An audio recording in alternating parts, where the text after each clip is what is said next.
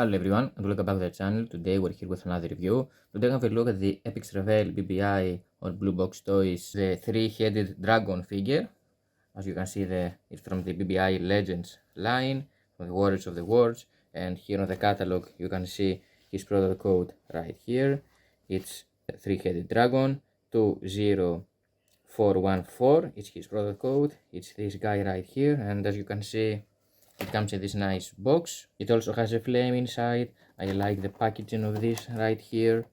I was kept it like this for a very long time, but I thought it was time now since to make some room from my Epixx Revell figures, because this company is now closed and from 2009 I believe, so I was keeping it as a collector inside his box. I had no plans to take him out, but now, maybe after all these years I got used to it a little bit, I can say, and I need to make some space for my new figures. And so here is the other side of the box. You can see the Warriors of the World logo right here with a nice imaging, and this is the behind part of the box.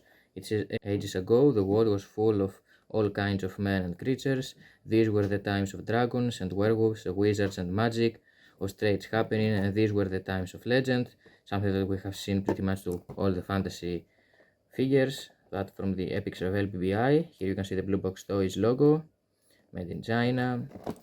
And yeah, this is the other side of the box. It has a nice image of the Warriors of the World also. The underneath part is nothing really that special. So it comes in this nice box, as we said. It has the two wings right here and the flame right here. So let's waste no time and take this out of the box to see how it actually looks. Alright, so here we are. There you have the figure outside of the box. This is how it looks basically when you adjust the wings and the flame.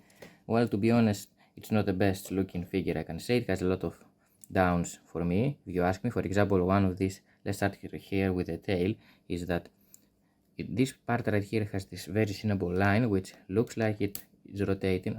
Well, it's rotating, but for me there is no point to rotate this part right here because it doesn't adjust very well with the rest of the body, if you can see what I mean. And it also has one other small articulation on this part right here, so you can make the tail like up and down like this. And then there is also this part right here that you can rotate the tail and have it, however you want, like this. Back in the day, maybe they couldn't have done this bendy wire inside. I really don't know. It's a very old figure. So of course, right now, recently we have much better dragons, I can say. The wings though look really nice. Unfortunately, you can see the difference of the paint. For example, when you adjust this wing right here to this base, you can see that the difference of the coloration. I mean, this one has this like dark brownish and yellow orange coloration, while this one has this gray coloration. So yeah, and they can move. If you move the one, you basically move and the two of them and have this movement like they actually flying. The design of the wings is really nice though. I like these holes that they have here and there. Oh, and it looks, this piece right here is kind of broken. I haven't noticed that before, but I really don't mind it. I have it in box for many years, so yeah, just a small thing is broken. On the other one though, it's pretty okay. It doesn't have any problem at all. And here you can see, except of the tail, you can actually move the legs like that. Basically have this small articulation like it's walking. The same on the other leg as well. Yeah, and on the two arms or front legs, if you will, you can move them. But basically this is it as far as the movements go on the legs. And now let's go on the faces. Well, I also have some issues about these ones. For me, if you wanted to move the head, you would be able to make it from the down part of the head on this part, while on this one it basically rotates in two spots. One is this small part right here that you can actually rotate it like that, 360, but it can't because it stops on the other heads. And the other part is this one right here. You can rotate only this spot, which for me is kind of, unnecessary, because if you have the entire neck all as one piece, why you want to have this thing right here? Like, if I understand that maybe you want to have it look in front, but it would look really weird and ridiculous having it like this. So for me, this articulation is not that good. The same on this part of this head as well. You can rotate it like that, 360 also, but it stops. But when you do this part right here, which is have this like pinkish coloration, turns out to look more, you know, interesting and more goofy looking, you know, because of the spikes that he has on the top of his head. Well, you can mess with it a little bit, but if it's not that cinnamon, it doesn't matter. And here we have the top head that you can rotate like that a little bit, but if you don't do, I won't recommend you to do it from the front part because it would look the difference on this part right here. So yeah, and you can also rotate the head like that 360, which is pretty okay. I mean, kids would have fun playing with it. It depends on the reason that you were getting it back then, I assume, but for the time around 2008 2009, I think it was pretty okay as a dragon, and it's really good looking on the eye. Only this kind of stupid articulations, I mean, you know, make it look kind of bad for me, if I'm being honest. If it didn't have the stupid articulation, it was probably one piece, I wouldn't have no problem at all. If the legs or the some part of the tail and the heads are not moving, I wouldn't mind it have it like a statue and less than I wouldn't mind having like a statue and less than an action figure. So yeah, and something which is really nice and cool about this one is that the heads are actually really different with each other. I mean, take a look at this head. Each one of them is different, and each one of them can hold the flame inside their mouth, because let me show you this.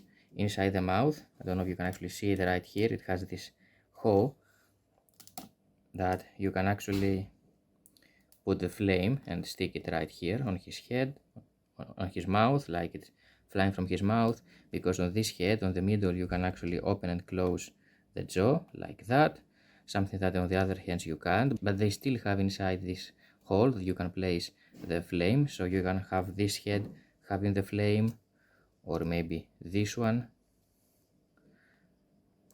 So yeah, it depends which one you like. For me, it would be nice if they have had 3 kind of flames, so each one of these heads can shoot flame from his mouth, and if you could do so, you can actually turn this one right here, this one in the middle, and this one on the other side, and have, you know, this dragon shooting flames to each direction. This would be really cool, but unfortunately they give us only one kind of this flame, which is actually really good. It's really well painted. I like this reddish and orange coloration. This which looks really nice as a flame. It's a nice looking piece. I prefer have it on the middle one because it looks more like the leader, you know. It has this nice cool looking horns, and it actually can open and close the mouth. They have painted the teeth and the tongue inside really nicely. I like the horns. I also like this head as well. This is a really nice cool looking dragonish head. It has a lot of spikes on it, and the eyes on this one is orange, which fit the coloration of the flame, while the middle one is reddish. This one have, you know, greenish eyes. I don't know why, but this one looks more like a goofy head for me, if you ask me, but it's still different than the other two for me. And it also has black tongue, while the other ones has a red tongue inside.